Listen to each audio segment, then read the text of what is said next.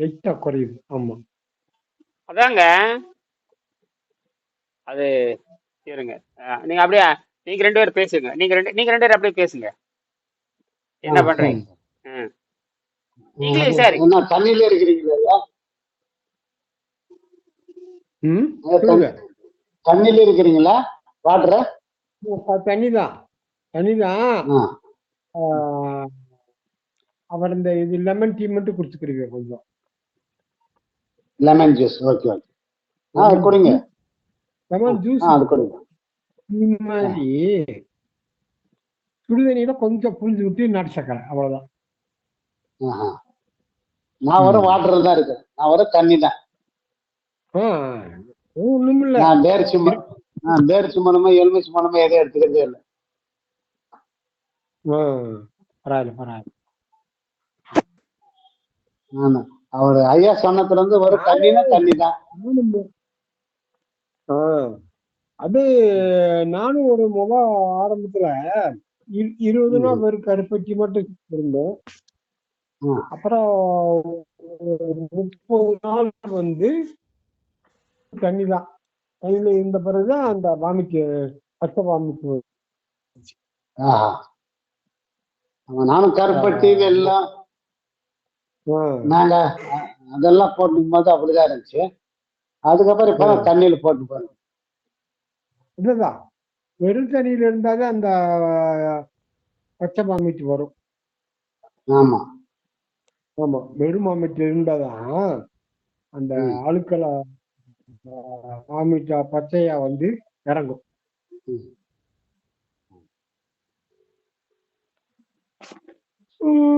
வருதான்னு பாருங்க அழைப்பு. வருது. அப்படியே அப்படியே மாத்தி விடுங்க அதுல. மாத்திட்டேன்.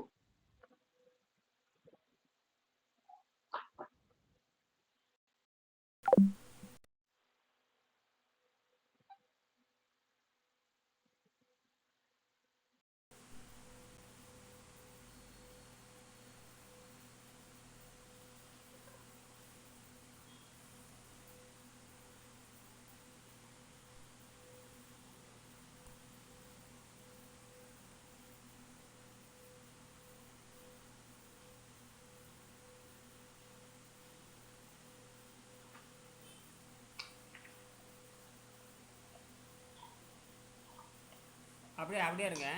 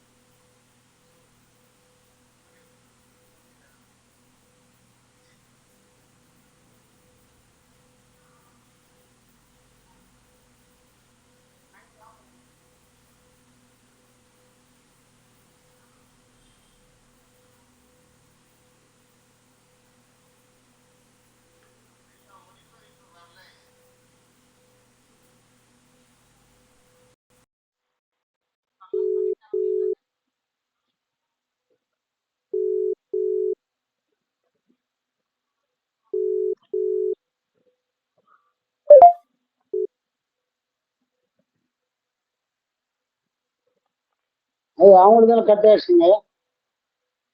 எப்படி இப்படி கட் ஆகுது? இல்ல நாங்களே ஒருத்தங்க கூகுள்ல எல்லாரும் தகவல் கொடுத்து கூகுள்ல வர சொல்லுங்க.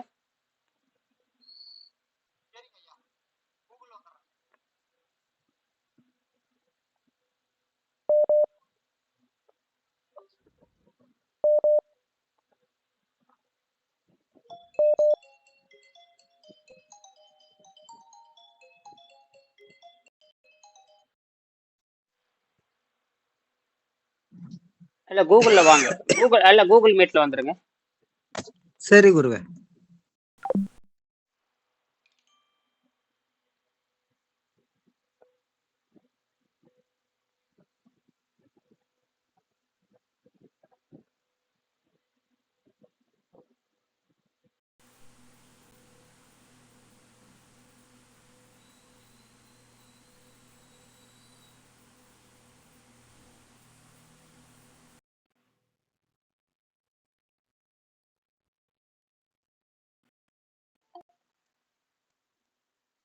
ஒருத்தர் இருக்காங்க.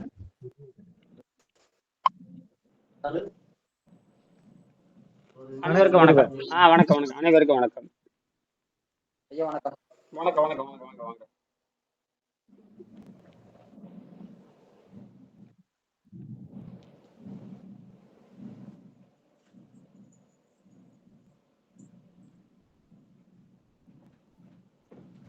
ஆஹ்,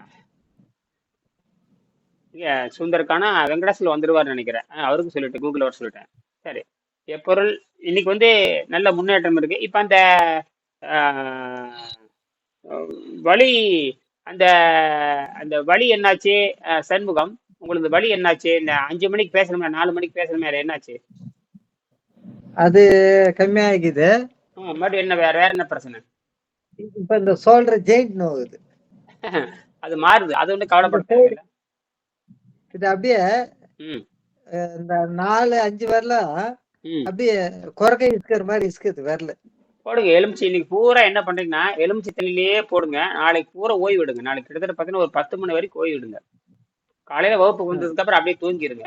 அப்புறம் அந்த சுத்தப்படுத்தி ஒரு 4 மணிக்கு, நான் ஒரு 10 மணி சுமாருக்கு கொஞ்சம் வெங்காயம் போட்டு மீல் மேக்கர் போட்டு, வெங்காயம் மீல் மேக்கர் கொஞ்சம் அவுள் 3 போட்டு வணக்கிட்டு சாப்பிட்டுக்கலாம்.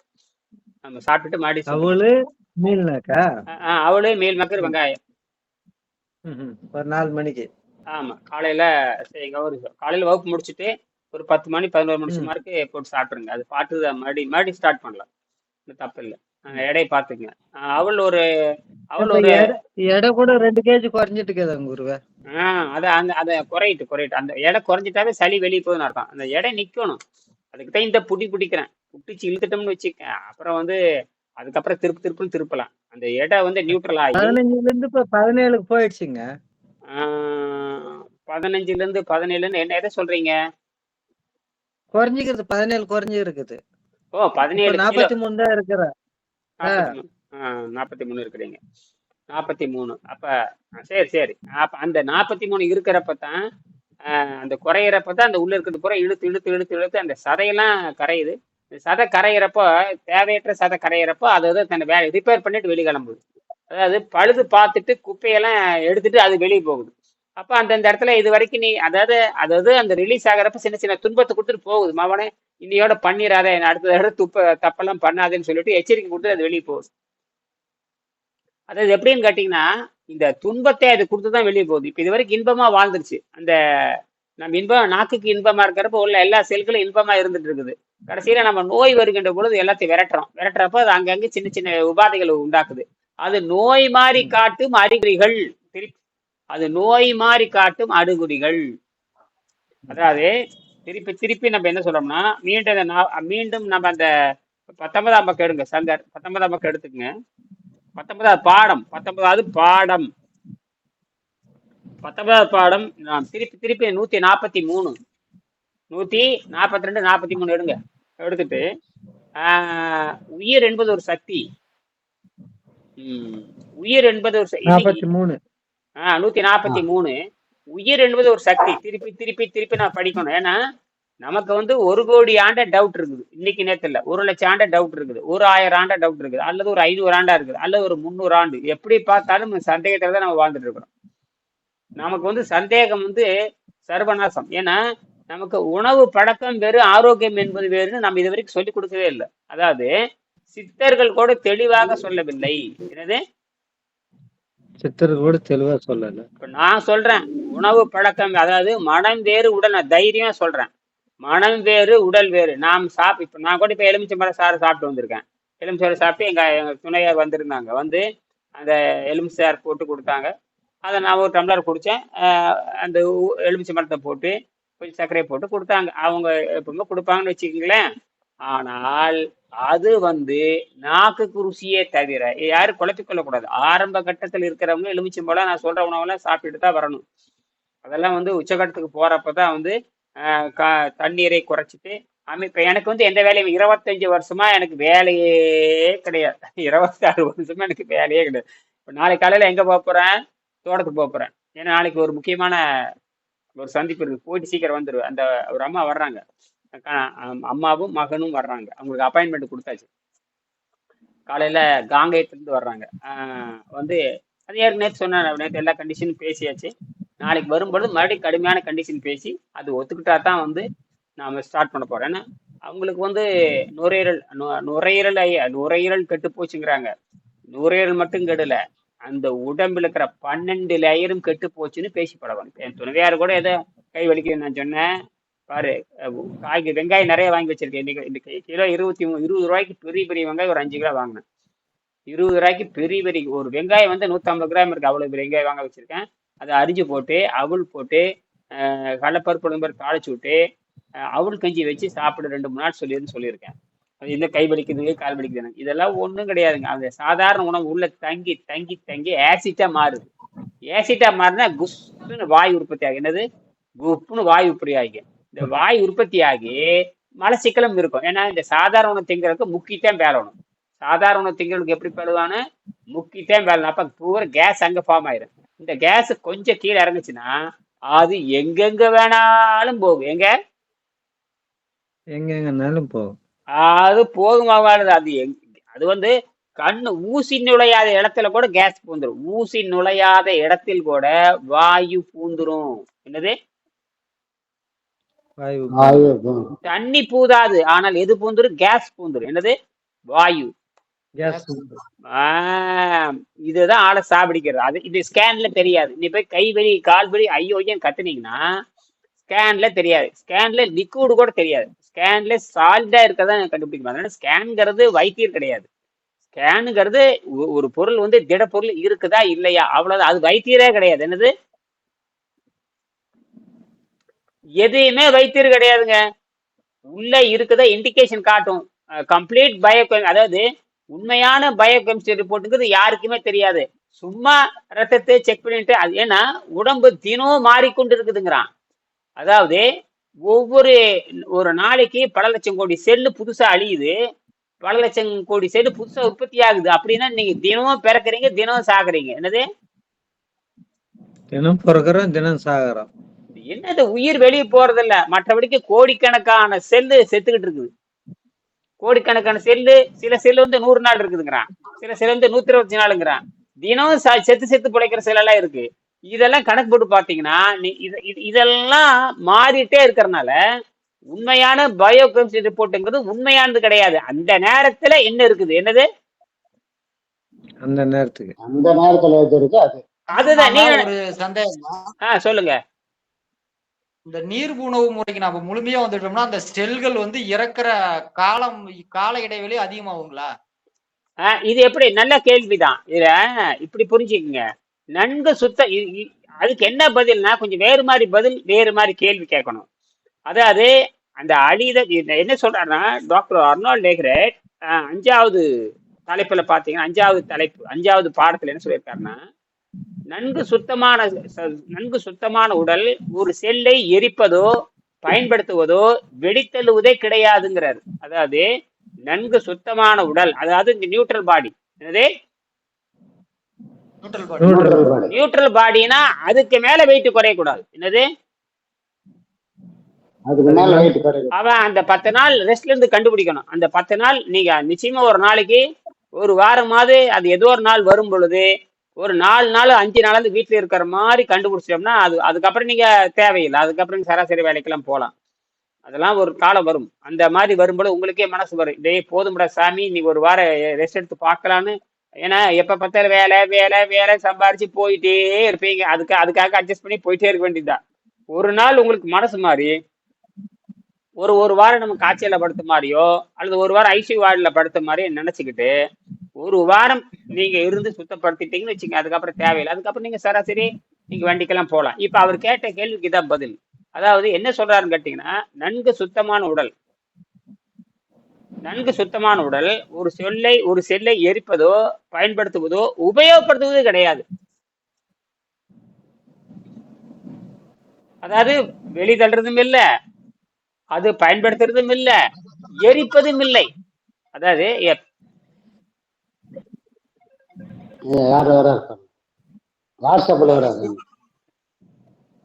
குரூப்ல வர்றாங்க. அவங்க வர சொல்லிடுறேன். வாட்ஸ்அப் நானே சொல்லிடுறேன், இருங்க.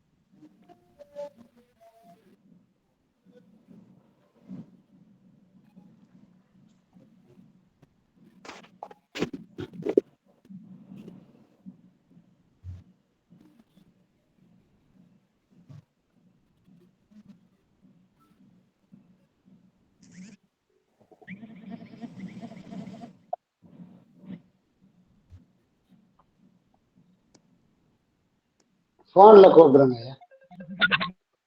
கால் வந்துன்னே இருக்குது குரு. அதாவது, ஆன் பண்ணலாமா? வேண்டாம் வேண்டாம் விடுங்க, நான் பண்ணிக்கிறேன். நான் பண்ணிட்டேண்ணே. இதுல கூகுள் மீட்ல வாங்க, கூகுள் மீட்ல வாங்க. சார் வேண்டாம் வேண்டாம், நீங்க நீங்க வேலைக்கு போறேன், வேலைக்கு போறேன்.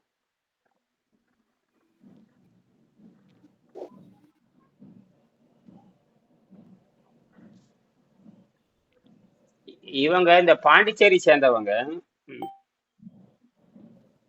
பாண்டிச்சேரியில சேர்ந்தவங்க. ஏதோ ஏதோ ப்ரொஃபஸரா இருப்பாங்களோ வேலையில் இருப்பாங்களோ தெரியுது. பல்வேறு சிக்கல் உடையவங்க தான். ஆஹ் இப்போ ஒரு 6 மாசத்துக்கு முன்னாடியே ஒரு அறிமுக வகுப்பு கட்டிட்டு வாங்கன்னு சொன்னேன். ஒரு நாள் கூட வரல. ஒரு நாள் கூட வரல, என்ன பண்ண முடியும் நான்? இப்போ நான் சொன்னேன் அதெல்லாம் முடியாதுங்க அப்படின்னு சொல்லி இப்போ கண்டிஷன் போட்டு அனுப்பிச்சிருந்தேன். இருந்தாலும் அவங்கள கூப்பிட்டேன்.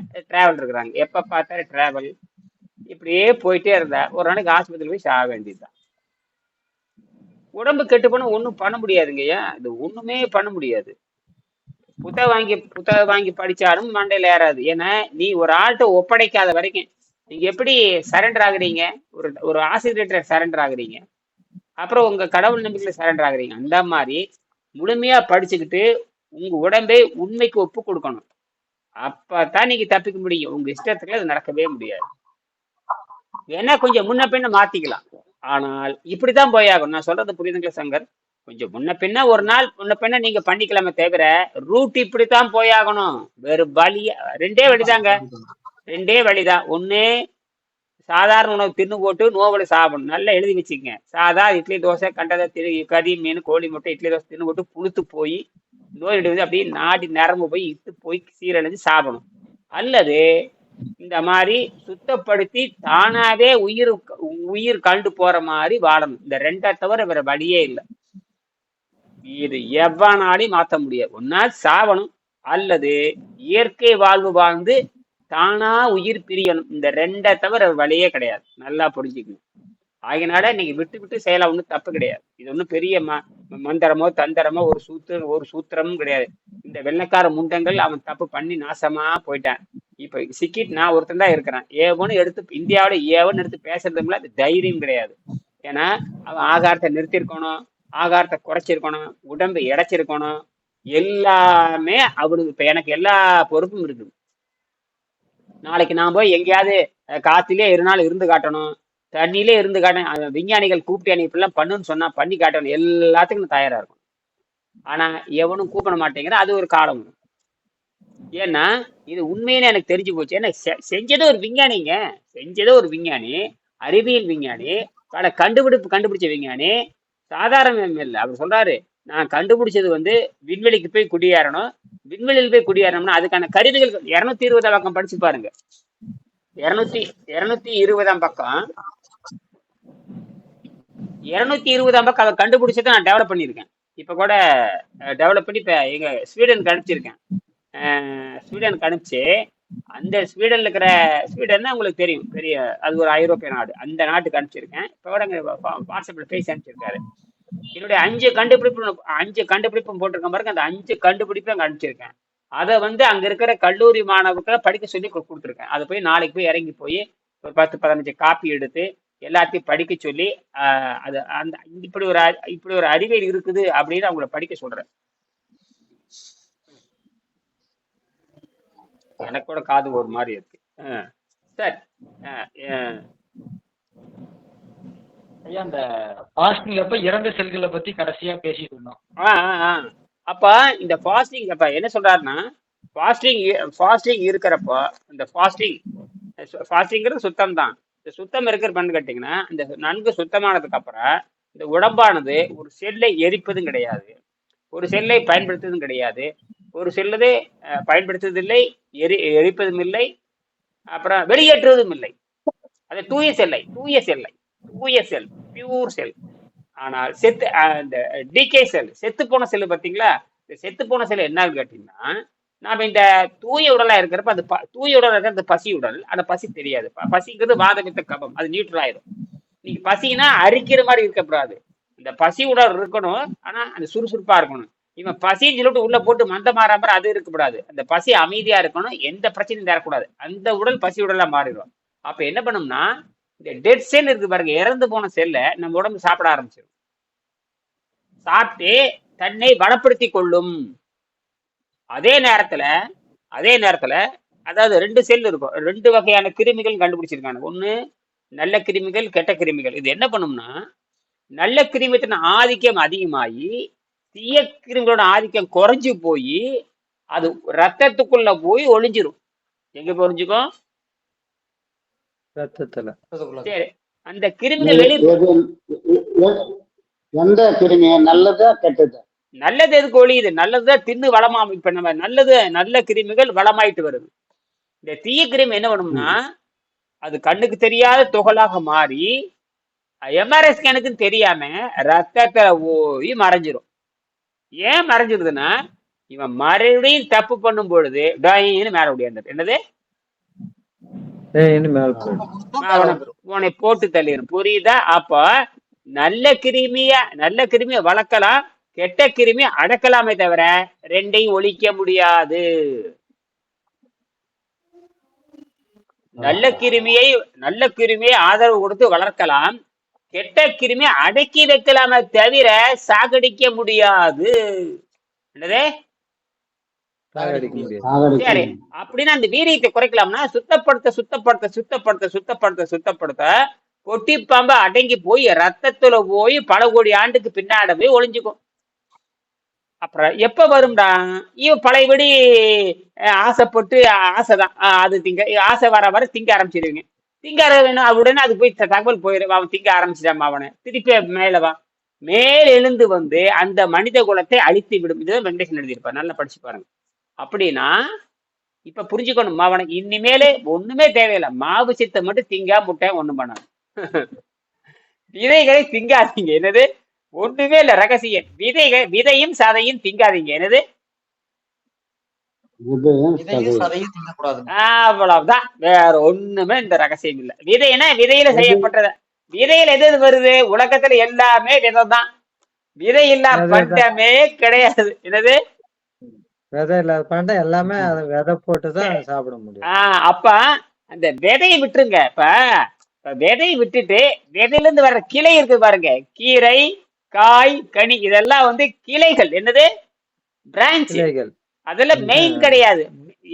ஏன் விதைன்னு சொல்லனா, விதை என்பது உயிர், விதை என்பது உயிரை திங்காதேன்னு அர்த்தம். என்னது? இப்ப புரியுதா?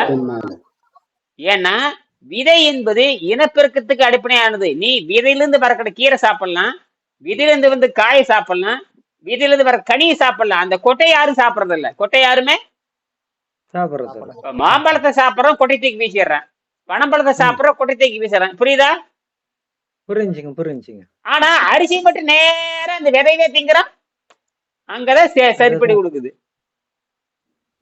இது ராகி, கம்பு, சோளம், இதெல்லாம் அது அந்த வகை. புரியுதா? அப்ப விதையை தின்னா உனக்கு சாவு நிச்சயம் சொல்லுது.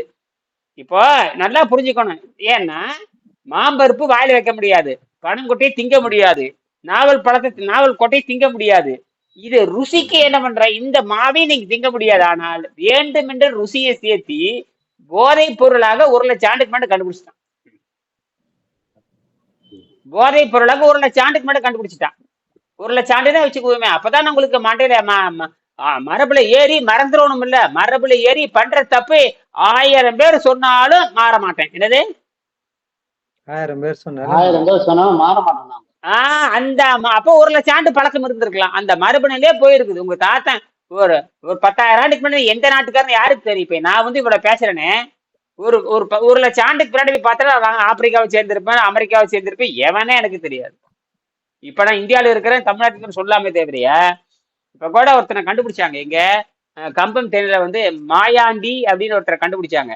அந்த ஆளுடைய டிஎன்ஏ ஆராய்ச்சி பண்ணா 85,000 ஆண்டுகளுக்கு முன்பாக ஆப்பிரிக்க பழங்குடியோட ஒத்து போகுதுங்கிறான். அப்படின்னா அங்கிருந்து வந்தாங்களா இங்கிருந்து போனாங்கன்னா ஒண்ணும் தெரியாது. ஏன்னா அப்பெல்லாம் வந்து கடல் வந்து 2 அடி 3 அடி 10 அடி இருந்திருக்கலாம். இன்னைக்கு கடடி 1 அடி 1 கிலோமீட்டர் 2 கிலோமீட்டர். அதெல்லாம் வந்து ஒரு காலத்துல ராமேஸ்வரம் பாம்பன் ராமேஸ்வரம் ராமநாதபுரம் எல்லாம் நடந்து போயிட்டே வந்துட்டு இருப்பாங்க. அதெல்லாம் கொஞ்சம் ஒரு 5,000 ஆண்டுக்கு முன்னாடி நடந்து போறது. சும்மா ஆத்துல கேட்டக்கால் தண்ணியில போற மாதிரி அங்கங்க அப்படி குறுக்குறுன்னு அப்படித்தான் கடல் இருந்திருக்கும். அப்புறம் ஒரு பக்கம் அப்படியே அப்படியே 2 கிலோ அப்படிலாம் மாறி இருக்கு. இதுதான் இயற்கையை தவிர அதனால தீ உண்டாகிறது நடந்து போய் திடீர் சுனாமி வந்து புது புது தீ உண்டாச்சுங்கிறான். சுனாமி வந்து புது புது தீவி அழிஞ்சு போச்சுங்கிறான். இப்படிதான் உண்டாகுது இந்த பேர். அப்ப நன்கு சுத்தமான உடலானது ஒரு செல்லை எரிப்பதோ பயன்படுத்துவதோ கிடையாது. மீண்டும் நினைவு சொல்றேன் பாருங்க. சங்கர் பசுமத்தி வேலூர் சங்கரா அது பாருங்க.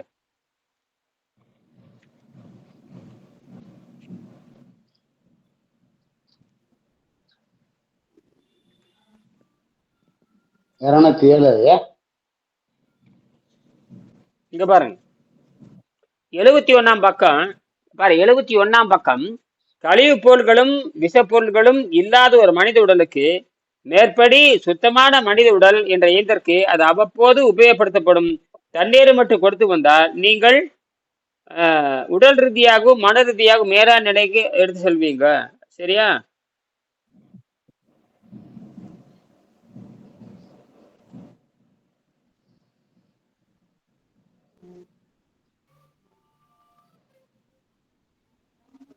இங்க பாருங்க இங்க 71 பக்கம் மேல பாருங்க. 71 பக்கம் மேல மனித உடல் தன்னிடம் உள்ள ஆரோக்கியமான ஒரு திசுவை. இதான் ரொம்ப முக்கியம். எப்போ அப்படின்ற கேள்வி. அந்த ஆரோக்கியமுள்ள திசு எப்போ? அதான் கேள்வி. என்னது ஆரோக்கியமுள்ள திசு? அது எப்போ? அந்த சுத்தமான உடல் எப்போங்கிறத கேள்வி. இதுக்கு வரைக்கும் அர்னால்ட் டெக்ரட் கூட இதுதான் சுத்தமான உடல் சொல்லவே இல்லை. புரியுதா? வெங்கடேசன் தான் கண்டுபிடிக்கிறார்.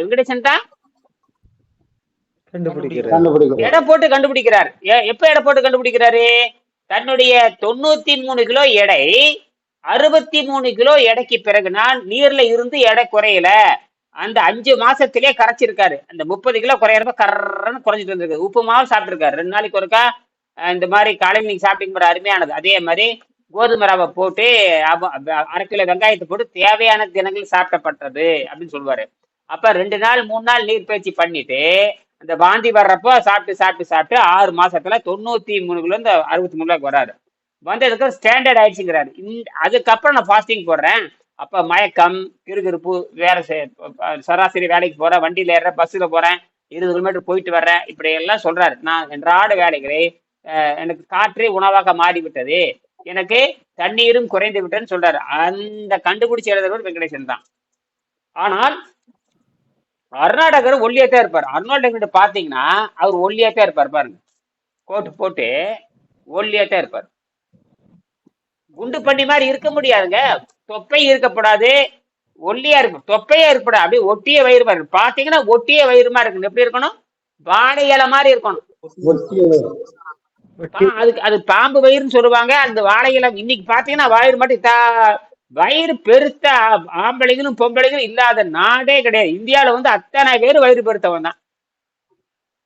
அப்புறம் இவனெல்லாம் என்ன பண்றது? இவன் இல்ல நாட்டம் முடிச்சவன கிட்ட போனா கக்கூஸ் நாத்து அடிக்கும். எப்படி? என்ன கக்கூஸ் தான். ஏன்னா 10 பவுண்டு, ஒரு பவுண்டுங்கிறது 440 கிராம் 450 கிராம். 10 பவுண்டுனா 4.5 கிலோ பழைய மலத்தை உள்ள வச்சுக்கிட்டு தான் சுத்துறாங்கன்னு எழுதுறாரு. அதுதான் உண்மை. வாய் நாட்டுற அந்த கக்கூசு நாட்டம், அததான் விஞ்ஞான ரீதியாக நீங்க சாப்பிடுற அத்தனை பொருளும் மலமாத்தான் போகும். விஞ்ஞான ரீதியாக நீங்க சாப்பிடுற பொருள் என்னவா மாறுதுங்க? மலமா. இதானங்க மலமா மாறுது. இதான உண்மை. ஆமாங்க. அதுதான் அப்புறம் ஏன் இதை பத்தி பேசுறது இல்ல யாருமே? திங்கறதெல்லாம் பியா போகுதுன்னு சொன்னா ஏன் போய் வெக்கப்படுறீங்க?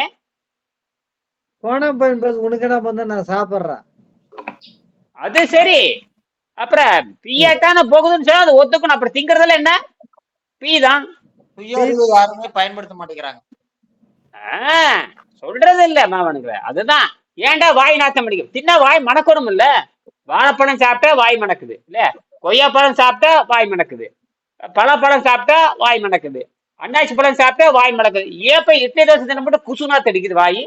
கரும்பு பிடிச்சாலும் இங்க சிந்திக்க வேண்டாம். மான ரோசம் இல்ல எல்லாத்துக்குமே? மான வெக்கம் சூடு சொன்ன ஒண்ணுமே கிடையாதா? இது வெள்ளக்காரன் பண்ணி முட்டைன்னு சொல்றாங்க, நாம பண்ணி தின்னுட்டு இருக்கிறதான்னு கேட்கிறேன். வாய் மணக்க வேண்டாமான்னு கேட்கிறேன். ஒரு கொய்யாப்பழத்துக்கு என்ன மனமா இருக்குது பாருங்க, எடுத்து பாருங்க, கும்முன்னு வீடே மணக்கும். அந்த மனம் வாயில் இருக்கணும். மனம் இல்லாட்டி கூட பரவாயில்ல, அந்த நாற்றம், அதாவது மனம் இருக்கணுங்கிற அவசியம் இல்ல. அந்த கவிச்சி நாட்டம் இருக்கக்கூடாது. நீங்க போய் பாருங்க, ஒரு நாய் கண்டதெல்லாம் தீங்கும், ஆனால் வாயில கவிச்சி நாட்டம் இருக்காது. ஒரு மாடு கண்டதெல்லாம் தீங்கும், வாயில கவிச்சி நாட்டம் இருக்காது. புரியுதா? அதுக்கு இந்த வயிற்றுல இருக்கிற எல்லா கழிவுகளும் வெளியே போனதுக்கு அப்புறம் தான் அது உணவுக்கே போகும். எந்த நாயும் பாத்தீங்கன்னா சோத்தம் போட்டு தின்னுட்டு இருக்காது. நம்ம தான் மானம் கட்டவங்க தின்னுகிட்டே இருப்போம். நமக்கு மானம் கிடையாது, ஒழுக்கம் கிடையாது. உலகத்திலே மான வெக்க சூடு சொரண பண்பு நாகரிகம் இல்லாத பேரு தான் மனுஷன். அவ ஏன் மனுஷன் பேர் வச்சாங்க தெரியுமா? மனம் போனபடி போறனாலதான் மனுஷன் வச்சாங்க. ஏன் அறிவு போக மாட்டான், ஆனா அறிவு சொல்றது கேட்க மாட்டான். அதனாலதான் சொல்றேன், மனம் வேறு உடல் வேறு. இங்க என்ன சொல்லி முடிச்சுட்டாரு? மனித உடல் தன்னிடம் உள்ள ஆரோக்கியமான ஒரு திசுவை கூட வெளியேற்றுவதோ அப்படின்னு என்ன அர்த்தம் தெரியுமா? உடம்பு தன் சொந்த சதையில் வாழ நினைக்கிறது, தானா உற்பத்தி பண்ற சதையில் வாழ நினைக்கிறது. அத சக்கரை. நீங்க இப்ப போய் சக்கரை பண்ணி பாருங்க. 2 நாள் நீங்க வாட்டர்ல போட்டுட்டு, காய்கறி உணவு கிடையாது, காய்கறி போட்டுட்டு தண்ணி போட்டு 2 நாள் வாட்டர் டேட்ல போட்டு 2 நாள் காய்கறி, 2 நாள்ல 48 மணி நேரம் தண்ணீர் காய்கறி சாப்பிட்டு போய் எடுத்து பாருங்க. அந்த 90 காட்டிட்டே இருக்கு. அப்ப இந்த 90ங்கிற ஒரு இனிப்பு, புரியுதா? இனிப்புனா அது இனிப்பா இருக்குன்னு அவசியம் இல்லை. அது ஆசிட் மாதிரி இருக்கும். அது ஆசிட்டாவும் இருக்கும். அப்புறம் ஆசிட்னா புளிப்பு, அல்கலின்னா காரம், உப்பு மாதிரியும் இருக்கும். 2 தான் நம்ம உடம்புல இருக்கணும். ஒண்ணு ஆசிட் அண்ட் அல்கலின்பாங்க. அல்கலின்னா வேற ஒண்ணும் இல்ல, காரத்தன்மை அமிலத்தன்மை. காரம்னா காரம் அடிக்கிறது இல்ல, உடனே காரம்னா காரம்ல இல்ல, புரியுதா? இங்கிலீஷ்ல அல்கலின்னு சொல்லுவாங்க, தமிழ்ல காரம் சொல்லுவாங்க. அதுக்கு உப்புக்கு பேரு காரம், அவ்வளவுதான். உப்புக்கு பேரு காரம், ஆசிட்டுக்கு பேரு புளிப்பு. புளிப்புனா உடனே எலுமிச்சை பழம் நினைக்க கூடாது, அது கெட்டு போய் அமிலமா மாறணும். என்னது? கெட்டு போய் அமலமா. அப்படி புரிஞ்சுங்க. அப்படி பாத்தீங்கன்னா கொய்யாப்பழம் பிடிக்குது, மாங்காய் பிடிக்குது, புளிப்புல தக்காளி பிடிக்குது, தக்காளி தொக்கு பிடிக்குது. அதெல்லாம் புளிப்பு கிடையாது, அதெல்லாம் காரத்தன்மையா மாறிடும். அல்லது அதுல சளி குறைந்த உணவு. இத புரிஞ்சுக்கிறதுக்கு பல ஆண்டு ஆகும். எத்தனை? பல ஆண்டு ஆகும். எல்லாமே காரமா தான் மாறும். அல்லது நியூட்ரல் பண்ண ஆரம்பிக்கும். அல்லது சளி குறைந்த உணவு தான் காரமா மாறும். அல்லது அமிலத்தன்மை இருக்கிற அதிகப்படியா இருக்கிற அமிலத்தன்மையை இது என்ன பண்ணும்? நடுநிலை கொண்டு இந்த காரத்தன்மையை மாத்து சமநிலை பண்றதுக்கு முயற்சி பண்ணும். என்னது? சமநிலை பண்றது. அதனாலதான் வேகமா நோய் குணமாகிறது. அதுக்கப்புறம் சுத்தமாகிறது தாமதமாகுமே தவிர, காலையில அவர்கிட்ட சொன்ன மாதிரி தண்ணியில உளுந்தவனை டக்குன்னு தூக்கி வெளியே போட்டு காப்பாத்திடுறது. அதுக்கப்புறம் மெல்ல மெல்ல அவனை ஆசுவாசப்படுத்துறதுக்கு டைம் ஆகுது. அந்த மாதிரி தான் முதல்ல அவனை தூக்கி வெளியே போடுறது. இது நம்ம நீர் மருத்துவத்துல முதல்ல தப்பிச்சிருவான், அதுக்கப்புறம் கொஞ்சம் புத்திமதி சொல்லி ஒழுங்குபட்டு தர்றது. அதுக்கு தான் டைம் ஆகுது. சரியா? முடிச்சுக்கிறேன். அப்ப மனித உடல் தன்னிடம் உள்ள ஆரோக்கியமான ஒரு திசுவை வெளியேற்றுவதோ எரிப்பதோ அல்லது உபயோகப்படுத்துவதோ கிடையாது. மனித உடல் எந்த அளவுக்கு சுத்தமாகவும் கழிவுப் பொருட்களும் சேர்ந்து அடைபடாமல் இருக்கிறதோ, எந்த அளவுக்கு அடைபடாமல் இருக்கிறதோ, அந்த உணவு பாதையில எதையுமே இருக்கக்கூடாதுங்கிறான். இப்ப கிட்டத்தட்ட நீங்க எல்லாரும் வந்துட்டீங்க, நீர் பயிற்சிக்கு வந்துட்டாவே 2 நாளைக்கு ஒருக்கா 3, 2 நாள்ல ஒரே நாள்லயே போயிருது இல்லையா? 8 மணி நேரத்துல மலம் போயிரு. நீ என்ன சாப்பிட்டாலும் 8 மணி நேரத்துல தொடக்குன்னு வெளியே போயிருது. அதுக்கப்புறம் நீங்க சக்கரை தண்ணியோ இல்ல எலுமிச்சை தண்ணியோ கருப்பட்டி தின்னுட்டு தான் வயிற்றுல ஒண்ணுமே சேராது. கிட்டத்தட்ட அதுவே வந்து 99.99 சரியான உடம்பு தான். அதுல அது எந்த கழிவு வர வாய்ப்பே கிடையாது. அதெல்லாம் ஒண்ணும் பண்ணாது. அதனால உங்களுக்கு அதனால தான் உங்களுக்கு என்ன சொன்னா சாயங்காலம் 8 மணிக்கு சொல்லும் பொழுது சண்முகத்துக்கு சொல்லும் பொழுது இனிமேல் அச்சு வெல்லமோ அல்லது உடச்சி வச்சுக்கங்க. ஏதாவது வந்துச்சு டக்குன்னு வந்து வாயில போட்டு அடக்கிட்டு ஒரு ஒரு கால் அச்சு வெள்ளத்தை தின்னு தண்ணி குடிச்சுன்னா சரியா போயிடும். ஒன்றும் பண்ணாது. ஒன்றும் பயப்படவே தேவையில்லை. ஏன்னா கிட்டத்தட்ட நீங்க சுத்தத்தை நோக்கி போயிட்டு இருக்கிறீங்க. உடம்பு வந்து வேகமா கரைஞ்சிட்டு வருது. ஒன்றும் ஆகாது. அங்கங்க பிடிச்சி கொட்டுன்னு கொட்டிட்டு இருக்கு. இப்ப வீட்டுக்காரி கூட அங்கங்க கொட்டுதுங்கிறாங்க. எல்லாத்துக்கும் வரதான் செய்யும். இதுக்கு அவங்க 3 வேளை ஆகார சாதாரண உணவு திங்கிறவங்க மாட்டிக்குவாங்க. ஒரு நாளைக்கு மாட்டதான் போறாங்க. அதெல்லாம் எதுவும் சந்தேகமே இல்லை. ஆனால் இன்னைக்கு கூட சொன்னேன், பேசாம சுரக்கா நல்லா கஞ்சி தண்ணி வச்சுக்கோ, காய் போட்டுக்கோ, தக்காளி போட்டுக்கோ, அரிசியை வறுத்து உள்ள போட்டுக்கோ, தண்ணி நிறைய ஊற்றி சாப்பிட்டு அப்படின்னு சொல்லியிருக்கேன். அதவே சாப்பிடணும். இவங்க என்னன்னா காலையில ஒரு மாதிரி சூடா திங்கிறது, மத்தியானம் அதே மாதிரி சூடா திங்கிறது, மறுபடி சாயங்காலம் புது புதுசா தின்னு தின்னு தின்னு ஆசிட் ஏற்றிக்கிட்டே போறாங்களே தவிர ஆசிட்டை குறைக்கிற மாதிரி இல்லை. அப்ப ஆசிட் என்ன ஆகும்? கேஸா மாறி. கேஸா என்னாச்சுன்னா ஆளை சாப்பிடிக்கும். அல்லது கை கால் இழுத்துட்டு டக்குன்னு இழுத்துட்டு போயிடும். என்னது டக்குன்னு இப்படி இப்படி இப்படி இப்படி திருக்கிட்டு போயிட்டே இருக்க வேண்டிய ஒன்றும் பண்ண முடியாது. அவ்வளவுதான். நரம்புல போய் நரம்புல அடிச்சதுன்னு முடிஞ்சது கதை. ஆனால் அதையும் நாம மீட்டு கொண்டல 10 நாள்ல மீட்டுறலாம். என்னது எல்லா நோயும் ஏன்னா மூளைதான் முதல்ல ரெடி பண்ணுவோம். நம்ம முதல்ல மூளையத்தான் ரெடி பண்ணுவோம். மூளை நரம்பு சரி பண்ணுவோம். நீங்க வேணா கை கால வரவங்களை கொடுங்க, நான் ரெடி பண்றேன். 100 நாள் ரெடி பண்றேன். 100 நாளே தேவையில்லை. ஒரே மாசத்துல காலை நீட்டி விட்டுறலாம். அப்புறம் சளி அப்புறம் கரைச்சு வெளியே எடுத்தோம்னா 100 நாள் நடந்துருவோம். யாரை வேணாலும் குணப்படுத்தலாம். இது மரணத்தையே கேள்வி கேட்கறது இல்லையா? மரணம் என்பதே நம் கையில் இருக்க வேண்டும். யமன் கையில போகக்கூடாது. யார் கையில போகக்கூடாது? அதான் சொல்ற யோகியின் கையில். அதாவது யோகியின் கையில் மரணம் இருக்க வேண்டும். அதான் இந்த விஷயம் எழுதியிருப்பார் வெங்கடேசன். ஒரு யோகி நினைத்தால் அவன் வச்சுக்கலாம், விடலாம். அப்ப அவனவன் கையில் அவன் சாது இருக்க வேண்டுமே தவிர அடுத்தவன் கைக்கு போகக்கூடாதுங்கிறதான் விஷயமே. அடுத்தவன் யாரு தெரியுமா? வேற ஒண்ணும் இல்லை. நம்மளுக்கு வைத்தியம் பார்க்கறவன் தான் அவன் தான் நம்மளை நிர்ணயம் பண்றான். அவன் வந்து சாவினுடைய இன்னொரு பிரிவு, யமனுடைய இன்னொரு மருந்து. நோயாளியா இருக்கிறவன், நோய்க்கு மருந்து சாப்பிட்றவன், நோய்க்கு மருந்து கொடுக்கறவன், மருந்தையே பின்பற்றி வாழ்றவன். 4 பேர். ஒன்று நோயாளி, அப்புறம் மருத்துவன், அப்புறம் மருந்து, அப்புறம் மருந்தையே பின்பற்றி வாழ்றது. இப்போ ஏதோ ஒரு தலைவலி ஒரு மாத்திரையை போட்டா அல்லது ஒரு மருந்தை போட்டான்னா அது 1 நாள் 2 நாள் நல்லாகணும். 30 வருஷம் மாத்திரை தின்ட்டு இருந்தா என்ன அர்த்தம்? அப்ப அந்த அதேதான். அதனாலதான் தெளிவா இருக்கு பாருங்க. அவனை நாங்க ஒரு வாரத்துக்கு வச்சுக்கோ, மறுபடி வா. விடுதலையே கிடையாது. அவ்வளவுதான் தீண்டிக்கிட்டீங்க. 30 வருஷம் தான். சபக்குழியில போட்டாலும் கூட டாக்டர் வந்து மாத்திரை சாப்பிட்டு போடாமா. அந்த அளவுக்கு மோசமா போயாச்சு. இன்னும் சில பேர் கொஞ்ச நாள் போச்சுன்னா, இப்ப அந்த காலத்துல பாத்தீங்கன்னா செத்து போனதுக்கு முறுக்கு, வாழைப்பழம், அரிசியை வச்சு வெள்ளம் வச்சு குடியில போடுற மாதிரி இன்னும் கொஞ்ச நாள் போச்சுன்னா மருந்து மாத்திரையில வச்சு உள்ள வச்சு கட்டி உள்ள போடுவாங்க. போட ஆரம்பிச்சிட்டாங்களா? எங்க அப்பா மாத்திரை எடுத்துக்கிட்டு இருந்தாரு அப்படின்னு மாத்திரை மருந்தையும் கொண்டாந்து குளிக்கல போடுறாங்க. வேட்டி சீலையெல்லாம் போட்டாங்க, எங்களுக்கு புடிச்சு பிடிச்சு போட்டாங்க. இன்னைக்கு மாத்திரையும் கொண்டு போய் போட ஆரம்பிச்சிட்டாங்க. ஆமா ஆமா ஆமா. பாத்தீங்களா? எல்லாம் வந்துரு. ஏன்னா அவர் பயன்படுத்தினார் இல்லையா? என்ன அறிவு, என்ன ஒழுக்கம், என்ன நாகரிகம்னு ஒண்ணுமே புரியல பாருங்களா. இதெல்லாம் இப்படித்தான். இப்படி மடையரா இருந்தோம்னா அப்புறம் அவன் என்ன பண்றான்? அவனும் மடைய. அவனு பாருங்க, நமக்கு வர நோய் தான் அவனுக்கு வருது. நம்மளையும் தீர்த்து கொள்ள முடியாது, அவனையும் தீர்த்து கொள்ள முடியாது.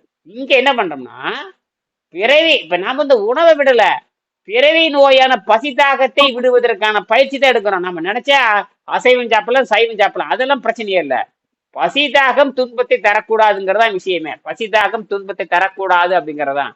நமக்கு உணவு பிரச்சனையே இல்லை, நமக்கு ஆற்றல் தான் பிரச்சனை. ஆற்றல், தூய ஆற்றல் வந்துகிட்டு இருக்குது. அது நமக்கு சக்தி கொடுத்துட்டே இருக்குது. இந்த சைவம் அசைவம் நம்ம உருவாக்குறது, நம்ம வசதிக்கு தின்னு பழகினது. என்ன சைவம் சாப்பிட்றவனா பரலோகம் போற மாதிரியும், அசைவம் சாப்பிட்றோம்னா நரகலோகம் போற மாதிரி. 2 பேரும் நரகலோகம் தான் போக போறேன். என்னது? அசைவம் சாப்பிட்றவனும் நரகலோகம் தான் போக போறேன், சைவம் சாப்பிட்றவனும் அவன நரகலோகம் தான் போக போறான். புரியுதுங்களா? அதெல்லாம் ஒரு வேறுபாடு கிடையாது.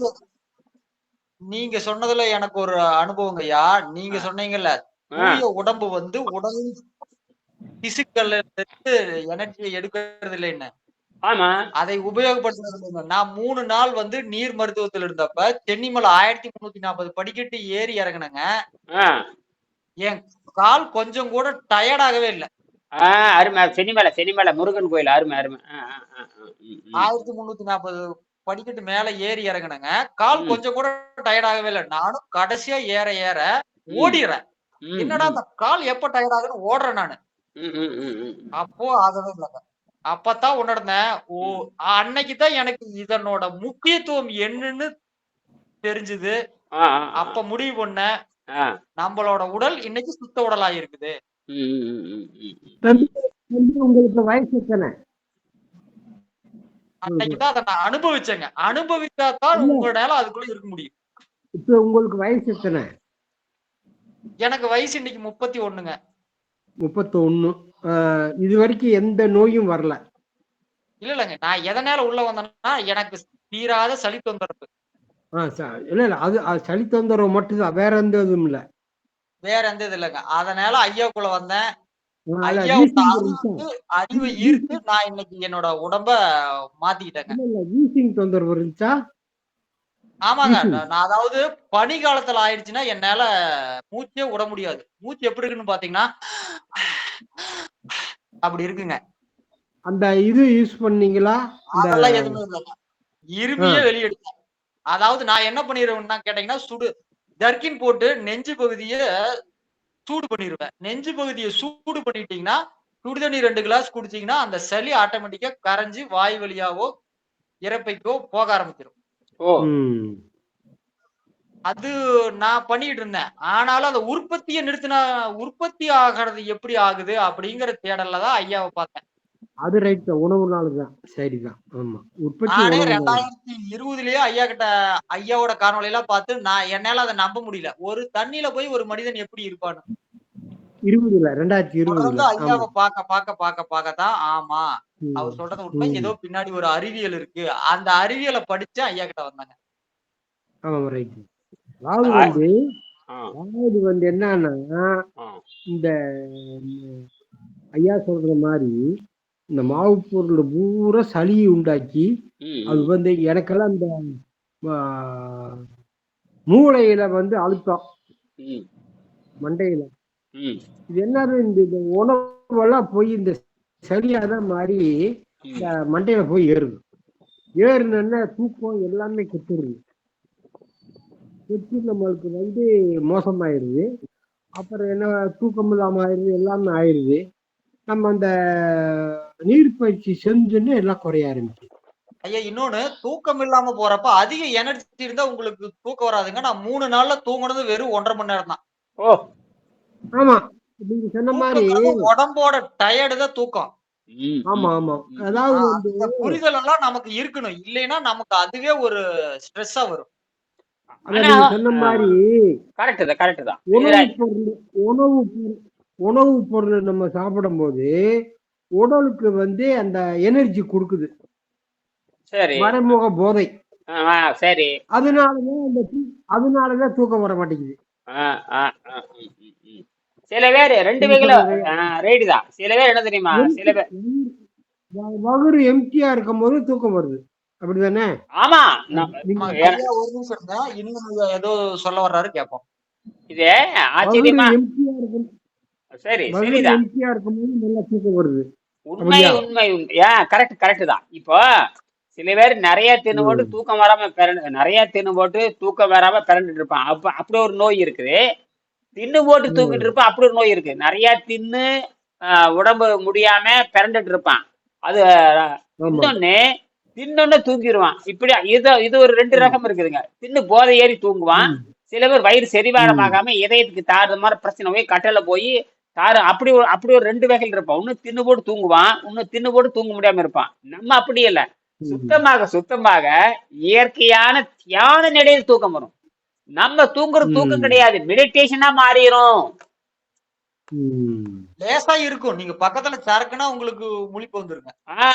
அது நல்லா உணர முடியுது என்னால. கரெக்டா இந்த 4:15 மணி அடிக்க நான் கவனிச்சுட்டே இருப்பேன். 4:15 மணி அடிக்கணும், மணி அடிக்க கரெக்டா 3:45 முழிப்பு வந்துடும். சில நேரத்துக்கு 3:45 எந்திரிச்சிருவேன். சில நேரத்துக்கு கரெக்டா 4:10 4:30 எந்திரிச்சு மூஞ்சி அப்புறம் டக்குனு அதுல கூப்பிட்டுருவாங்க. இதெல்லாம் நமக்கு தெரியுது. அப்ப அதே மாதிரிங்க 12 மணி வரைக்கும் வேணும்னு படிப்பேன். 11:50 வரைக்கும் படிப்பேன். அப்படியே பேசாம படுத்துருவேன். கரெக்டா நாளைகளுக்கு அந்த சோர்வு அந்த 4 மணி நேரத்துல எல்லாம் ரீசார்ஜ் ஆயிடும்.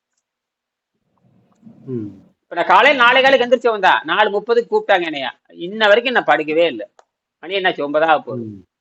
படுக்கல, சாயில, போறேன் வர்றேன், பேசுறேன், கத்துறேன், கதறேன், என்னென்னமோ பண்ணிட்டு தான் இருக்கிறேன். நாளைக்கு காலையில் நீ வேற 10 கிலோமீட்டர் சைக்கிள்ல போகணும். காலையில 6 மணி 6:30 போய் பஸ் ஏறி பிடிச்சி அதை போய் அந்த தோட்டம்ல ஒரு சாவி வேற போட்டு வந்திருக்காரு, ஒரு புது சாவி. அந்த அந்த பூட்டு ஒண்ணு சாவி தொலைஞ்சு போச்சு. இது புதுசா ஒரு சாவி போட்டு வந்திருக்கு, அதை போய் போட்டு பார்க்கணும். ஒரு மீறி போனா ஒரு 1 மணி நேரம் இருப்பேன். 1/2 மணி நேரம் தான் இருப்பாங்க. என்ன பூரா வனாந்தரேன். அந்த அப்புறம் தற்காலிக குடில் போட்டிருப்பாங்க. அவ்வளவுதாங்க. ஒரு நாய்கோடு இருக்காது. காக்காவா அப்படியே உட்காந்து போகும். அவ்வளவுதான். மற்றும் ஒரு மரம் இங்கிற செடி கிடி எதுவும் கிடையாது. சில செடிகள்லாம் வந்துட்டு இருக்கு. நிறைய வச்சிருந்தேன், அதெல்லாம் போச்சு. மான் வந்து மேய்ஞ்சிருச்சு. இப்பெல்லாம் அது குறைஞ்சபட்சம் 5 லட்சம் 6 லட்சம் 810 அடி சுத்து வருதுங்க ஐயா. 810 அடி சுத்து வருது. 1 ஏக்கர். ஒரு பக்கம் 2 65 மீட்டரு, ஒரு 45 மீட்டரு, ஒரு 55 மீட்டரு தான் கணக்கு. 2 65, ஒரு 55, ஒரு 45 இதுதான். அப்ப 250 என்னவோ 260 265 மீட்டரா வருது. அது கணக்கு போட்டு பாத்தீங்கன்னா ஒரு 810 அடி வருது. என்னது 810 அடி. எப்படி பார்த்தாலும் 3 லட்சம் இல்லாம வேலி போட முடியாது. அப்படியே கணக்கு போன்னு விட்டுரு. அது எவன் வேலி போடுறது, நம்ம போய் இருக்கிறப்ப பாத்துக்கலாம். அப்படி வேலியில போட்டோம்னா தண்ணி இருக்குது, ஒண்ணும் இல்லை. அது அழகா செடியெல்லாம் வச்சு வளர்த்தலாம். ஆனா வச்சு வளர்த்தி பார்த்து ஆள் இல்லாத நேரத்துல அது வந்து மேய்ஞ்சு போய் வெறுத்து போய் தோட்டத்துக்கு போறதே நிறுத்திட்டேன். ஏகப்பட்ட செலவு பண்ணி நான் இங்க வளர்த்திட்டு வர வேண்டியது சும்மா தலை அப்படியே நிற்கும். மாஞ்செடி, கொய்யா செடி அத்தனையும் நிற்கும். என்னால பார்த்து தண்ணி கட்டி வெறுத்து போய் இதுக்கு நானே நாத்து உற்பத்தி பண்ணேன். கிட்டத்தட்ட 500 நாத்து, தனித்தனி நாத்து நானே உற்பத்தி பண்ணி நானே கொண்டு எல்லாம் பார்ப்பாங்க. என்ன வீடே நாத்து பண்ணிப்பாங்க. அந்த அளவுக்கு நானே காசு கொடுத்து ஒரு நாத்து கூட வாங்க. இப்ப கூட 50 நாத்து கீழே முளைச்சிட்டு கிடக்குது, கீழே வச்சிருக்கேன். அதெல்லாம் அப்படியே கண்டுக்காம போட்டேன். இதெல்லாம் நம்மளால ஒண்ணும் காப்பாற்ற முடியாது. நம்ம வேலை மரத்தை காப்பாத்துறது இல்லை, உயிரை காப்பாத்துறத நம்ம வேலை. மரத்தை காப்பாத்து என்ன பண்ண போறோம்? ஆனா இருக்கிற மரம் எதுக்குல சொல்ல வரேன்னா, நமக்கு ஆகாசம் இருக்குது, காத்து இருக்குது, தண்ணீர் குறைவா தான் தேவைப்படும். நான் சைக்கிள் நாளைக்கு ஒரு 10 கிலோமீட்டர் போறப்ப 2 லிட்டர் தண்ணி நான் வெறும் வயிற்றோட தான் போறேன். அது வெறும் வயிற்றோட தான் எங்க போனாலும் வெறும் வயிற்றோட தான் போறேன். ஏன்னா சாவு பட்டினி போட்டா சாவிலன்னு தெரிஞ்சு போகுது. அப்புறம் போட்டுட்டு போக வேண்டியது தானே. அது மறைமுகமா சொல்லி வச்சிருக்கிறான். லங்கனம் பரம ஔஷதுங்கிறான். சரி, லங்கனம் பரம ஔஷதம் எத்தனை நாளைக்கு போடுறது? அதுக்கு பதிலே இல்லையே. பட்டினி இருந்தால் ஆரோக்கியம். அது எத்தனை நாளைக்கு போடுறது அது தெரியல. அப்படி பட்டினி இருக்கு. அதான் சொல்றாரு அதாவது டாக்டர் அர்னால்ட் என்ன சொல்றாருன்னா, பட்டினியால் மனிதன் சாவதில்லை, பட்டினி கிடக்கும் பொழுது உணவு பாதையில் படுகின்ற விஷத்தை எடுக்காமல் போனால் அந்த விஷம் வளர்ந்து அந்த விஷம்தான் கொள்ளும் எழுதியிருக்காரு. அதுதான் ரொம்ப முக்கியம். நீங்க 5ஆம் பாடத்தை எடுத்து படிச்சு பாருங்க, 6ஆம் பாடத்தை எடுத்து படிச்சு பாருங்க, 4ஆம் பாடத்தை எடுத்து படிச்சு பாருங்க, தெளிவா சொல்லியிருப்பாரு. அதாவது ஆரோக்கியம் என்பது நேரடியாகவும் மறைமுகமாகவும் உண்ணும் ஆகாரத்தை பொறுத்ததல்ல. அப்படி என்றால் இந்த உடம்பு எப்படி இயங்குறது? இந்த உடம்பானது எந்த அளவுக்கு சடியாடும், நச்சுத்தன்மையாடும், அடைக்கப்படாமல், அது நிரப்பப்படாமல், அதன் செயல்திறன் தடைபடாமல் இருக்கிறதோ அந்த அளவுக்கு இந்த கருவியானது வேலை செய்யும். அப்படின்னு என்ன சொல்றாரு? சளியும் நச்சுத்தன்மையா நிரப்பப்பட்டு இருக்குங்கிறாரு. அதனால அது என்ன கண்டுபிடிச்சு எழுதாருன்னா, நம்ம வெளியிருந்து எனர்ஜி வருது, உள்ளவே ஆற்றலா மாறுது. வெளியிருந்து பெட்ரோல் போடுறோம், உள்ள பவரா மாறுது. வெளியிருந்து பெட்ரோல், வண்டிக்குள்ள பெட்ரோல் போடுறோம், அது வந்து வெளியிருந்து வரக்கூடிய ஃபியூல். இந்த ஃபியூல் என்னவா மாறுதுன்னா வெப்பமா மாறுது. வெப்பமா மாறி ஜிக்கு புக்கு நகருது. அப்ப கேஸ் உற்பத்தி ஆகுது. அந்த கேஸ் வெளியே போகலைன்னா அந்த இன்ஜின் நின்று போகும். அதனாலதான். ஆனால் நம்ம என்ன பண்றா, சாதாரண உணவு தின்னு தின்னு தின்னு அந்த காற்று உள்ள போய் எனர்ஜியை மாறி இந்த உடம்ப பம்ப் பண்ணி தள்ள முடியாம பண்ணிடுது. நாம என்ன பண்றோம், மன ரீதியாக உள்ள போட்டுட்டு அது ஆரோக்கியம் நினைச்சு நாம இருக்கிறோம். மன ரீதியா தின்னு போட்டு அது நல்லது பண்ணின்னு 1,00,000 நம்பிட்டு இருக்கிறோம். என்னது? மன ரீதியா தின்னுக்க வேண்டியது தின்னுட்டு அது உடம்புக்கு போய் காப்பாத்துன்னு தப்பா நினைச்சிட்டு இருக்கிற 1,00,000 நான் நினைச்சிட்டு இருக்கேன். உலகமே அப்படி நினைச்சிட்டு இருக்குது. என்னது? ஒண்ணும் பண்ண முடியாது. வீட்டுக்காரே அப்படிதான் நினைச்சிட்டு இருக்கிறாங்க. உலகமே அப்படிதான் நினைச்சிட்டு இருக்காங்க. நான் மட்டும் நினைச்சு என்ன பண்ணேன்? நான் கத்திட்டே இருக்க வேண்டியதுதான், வேற வழியே இல்லை. அதனாலதான் வெங்கடேசன் கண்டுபிடிச்சு. இது வந்து சைக்காலஜி, சாதாரண விஷயம் இல்லை. அதனால வந்து இது சொல்லி கொடுக்கறதுக்கு ஆள் கிடையாது. நீ சுண்ணி பிறந்ததான் ஒரு ஆணும். இப்ப என்னையாட்ட எவனாச்சும் பிறந்து இருந்து வந்தாதான். நீ எங்க இத்தனை வருஷம் கத்தி பார்த்தாச்சு. சரி, முடிச்சுக்கலாம். ஆக அடைபடாமலும் இருக்கிறதோ அந்த அளவுக்கு சுலபமாக எங்க இருக்குது? மனிதனும் தன்னிடமுள்ள ஆரோக்கியமான ஒரு திசுவை எரிப்பதோ வெளியேற்றுவதோ கிடையாது, அல்லது உபயோகப்படுத்துவதே கிடையாது. மனித உடல் எந்த அளவுக்கு சுத்தமாகவும் கழிவுப் பொருட்களும் அடைபடாமல் இருக்கிறதோ அந்த அளவுக்கு சுலபமாகவும் நீண்ட நாட்களுக்கு தண்ணீரை காற்றையும் மட்டுமே உணவாக கொண்டு நீங்கள் உபவாசம் இருக்க முடியும். நன்கு சுத்தமானதுக்கு அப்புறம் தான் உபவாசத்துக்கு போகணும். இப்ப அரைகுறை உபவாசம், உடனே சாப்பிட சொல்றான், கிளீன் பண்ண சொல்றான், உடல் இறக்க சொல்றான், மறுபடியும் 2 நாள் இருக்க சொல்றான், மறுபடியும் ஒரு உப்புமா மாதிரி வெங்காயம் போட்டு சாப்பிட சொல்றான். இப்படி செய்ய செய்ய செய்ய அது தானா கரைஞ்சு ஒரு கட்டத்துல நிக்கும் பாருங்க. அப்பதான் மீண்டும் என்ன பண்ணணும்?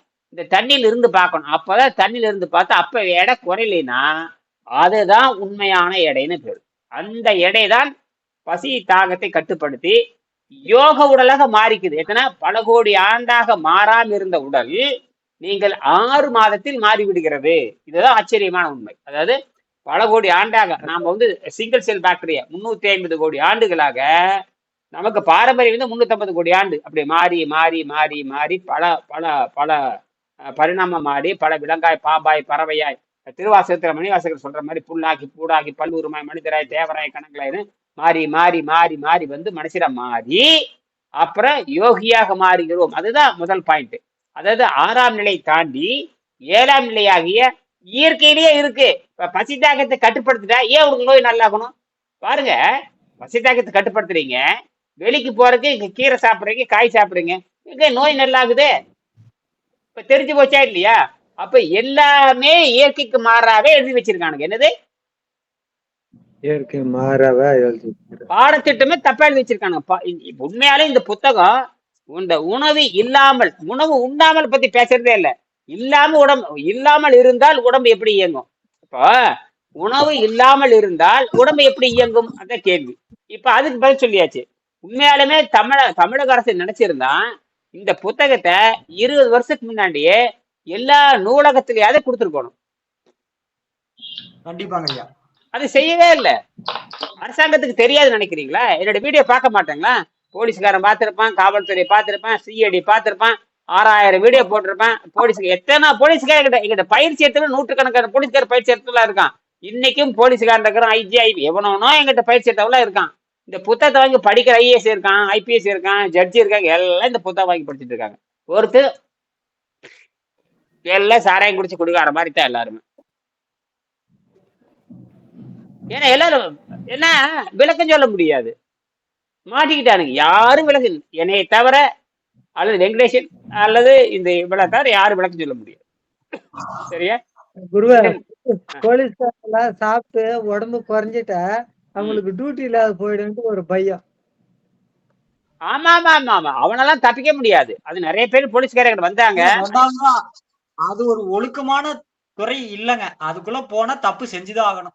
ஆமா ஆமா, அதெல்லாம் வந்து 100க்கு 98 பேர் நல்லவங்க கிடையாதுங்க ஐயா. 2 பேர் தான். அதாவது அரசு துறையில அத்தனை பேருமே 98 பேர் நல்லவங்க கிடையாது. 2 விழுக்காடு தான் நேர்மையானவங்க. அப்படிதான். மீண்டும் நம்ம காலையில பார்ப்போம். நன்றி, வணக்கம்.